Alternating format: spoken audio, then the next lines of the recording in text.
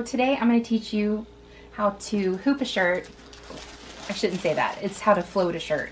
It's still considered, some people still call it hooping. It's basically an alternative to hooping. Instead of hooping the actual shirt, we're going to hoop the stabilizer and do what we call floating a shirt. So first you're going to need a shirt, right? So my next shirt to be done is a 2T. Empty shirt bags, going to be recycled. So you need a shirt. Mine's a boy 2T. You're going to need your hoop, and you guys know hoops come in 2 parts. So we're going to need that. We're going to need both parts, and we're going to need stabilizer. Now my hoop is an 8x8, so I use a 12x14 stabilizer. So we're going to hoop that. So instead of hooping the shirt like you normally would, so normally you would take your bottom hoop, stick it in. I really don't want to do it on this one because it's going to stretch it, but you would stick it in like this. You would center it at that point, and then you would put this in the middle, right? And then it would embroider here, right? So we're not going to do that. There's a couple of different reasons why I don't like it. Number one, I don't like the fact that it leaves me no control. You guys know I'm a control freak. And second, I think you can get something called hoop burn, which is essentially your designs here, and you'll have an outline of the actual hoop itself that doesn't iron out very easily. I like my stuff to look a lot crisper and cleaner than that, so that's one reason I don't like to do it. And the second is it just stretches out. Like I do a lot of small garments, you know, small baby toddlers, and it stretches them out like crazy. So we're going to start off, we're going to hoop our stabilizer. Just like you would hoop a shirt, except it's just going to be the stabilizer this time. And excuse the messy hoop, but you're fixing to see why it's messy. So to do this, you need your hoops, stabilizer, shirt, and some sort of spray adhesive. I like this one. This one's pretty good, spray and bond. It doesn't gum up my needle, which is really important. I don't know why, but I always do that too. Give it a good spray. You're going to take your shirt, just like this. We're going to turn it inside out, completely inside out, and straighten it up really well. And that includes the little arms. So I'm going to turn it this way because that's the way I always turn it. You want to flatten it out really well. Just make sure that, you know, you don't have something going like this or something going like that. You know, you want to make sure it's really nice and straightened, because this is how you're going to find the center of your garment to center it up. So now that it's nice and straight, make sure when you're doing this that the tag is facing you where you can read it. That's really important, because if you don't do it, if you do it the opposite way of what I'm going to show you, you're going to be hooping, or excuse me, you're going to be embroidering on the back of the shirt, and I've done that before, and it's really, really frustrating. So just follow this direction and you guys will be good every time. So make sure that the tag is actually facing you, and you're going to take it and fold it in on itself. I always grab here and I stick my finger in here. That gives me good control. See, it's already starting to fold up. That's what you've got to avoid. I just smooth it out. Grab it, bring it over. The seam of the arms, the sleeves, make sure those are together. I always stick my fingers in like this and gently, don't yank it guys, just gently pull it so it lies even. I don't know if you can see it, but it's perfectly even. No bumps, no nothing. So then, I sprayed it too soon, guys. This is important. This is the important part. So we're going to zoom in really closely so you can see it. You're going to take it. I lost it for a minute there. Okay. And these are your center guides right here. Every single hoop has one. You're going to take the end of the neck. What's that called? Neckline? I can't even think of what it's called. And the little piece right here, you're going to put it butt up against the top of the hoop. The hoop kind of goes down and indents. We're going to put it right here on the very top. And then we're going to push it.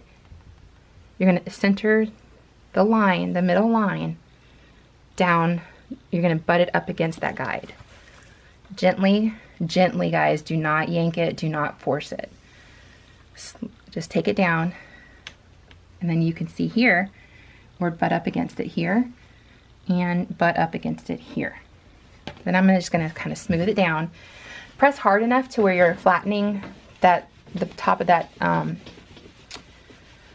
the top of the shirt, the one that's attaching to this. Make sure it's nice and flat.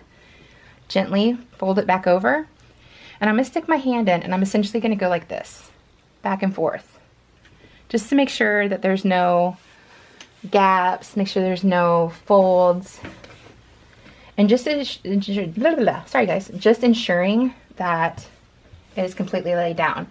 You want to make sure it's laid down up here, down here, over here, and up here. Another thing to always remember is keep an eye on where your sleeves are, because I can't tell you how many times I have done a sleeve on the back of it like that. No good, guys, no good. So I'm gonna take you over to the machine and show you, because you have to hold this a certain way, and I'm gonna teach you what to do. Come on over.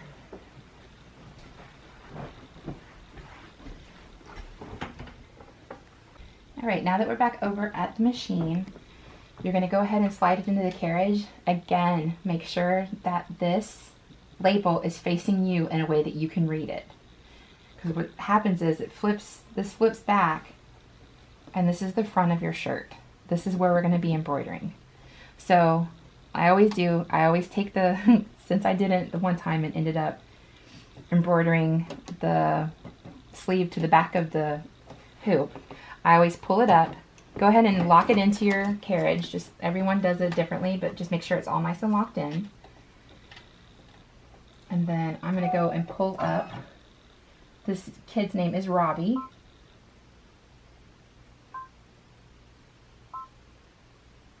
And he is turning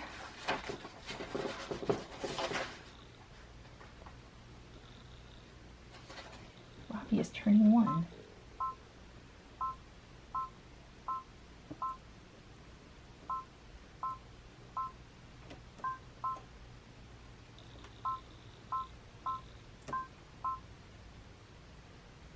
Okay, so I'm just gonna go ahead and thread it real quick. People often ask where I get this stand at. I got it from my brother dealer. It's exclusive to this machine. So I'm gonna go ahead and thread it. It threads just like a PE 800 or PE 770. So this is what we're gonna do. We're gonna push this up, keeping this one flat, okay? Because this is where the magic's gonna happen. This is where it's gonna embroider out, not up here. If you get this here, you're gonna go all the way through it and you're gonna have to start over. You're probably gonna have to cut the shirt out of the throat space. I've had to do that a few times. So on this one, I do have an automatic threader. So I'm just gonna go ahead and let it thread. And then I'm gonna show you how it happens. So in the beginning, when you're first doing the tack down, the outline stitch and then the tack down stitch, you're really gonna have to hold it and be careful with this machine, much like the 1600 or the 770, 800. The difference, you can lighten up on this as soon as you go into the satin stitch, but you really have to pay attention and really be concentrating on it when it's going at this stage. And it's okay if it pulls up here a little bit. It's only there to keep it in place. Oops. It would not be a tutorial without something happening with the tension, right?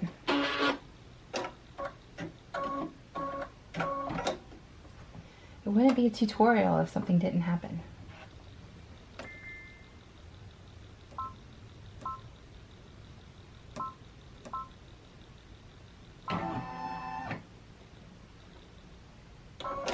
Let's try again. And as you can see, there we go. It's just laying down the foundation. And this is the outline stitch. This is going to show you where to lay your fabric. And that's it. You're gonna put your fabric down, it'll do a tack down stitch, cut it out, and then let it go. And that's the point we're talking about when it goes into satin stitch, that you can leave it be. You have to keep an eye on it still, but not anywhere near like you have to in the first 2 steps. So thanks for coming by. Thanks for being a part of this and watching this tutorial. If you have any questions, leave them down below. Give it a thumbs up and hit subscribe if you haven't already. Thanks guys, talk to you later. Bye.